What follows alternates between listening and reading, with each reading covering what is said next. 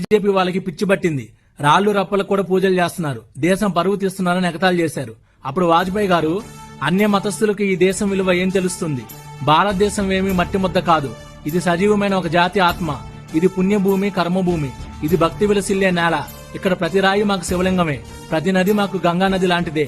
ఈ పుణ్యభూమిలో రాళ్లు రప్పలనే కాదు, భూమిని పూజిస్తాం, ఆకాశాన్ని పూజిస్తాం, వాయువుని పూజిస్తాం, అగ్నిని పూజిస్తాం, నీళ్లను పూజిస్తాం, ప్రకృతిని దైవంగా పూజిస్తాం. ఇది మా సనాతన ధర్మం. ఎవరు ఎగతాళి చేసినా మా ధర్మాన్ని మేము పాటిస్తాం.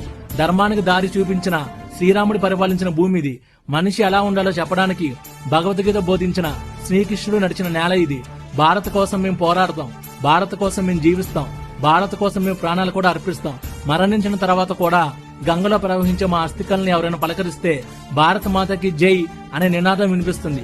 ఓం నమ శివాయ అనే పంచాక్షరం, ఓం నమో నారాయణ అనే అష్టాక్షరం మంత్రం ప్రతిధ్వనిస్తుందని వాజ్పేయి గారు అన్నారు.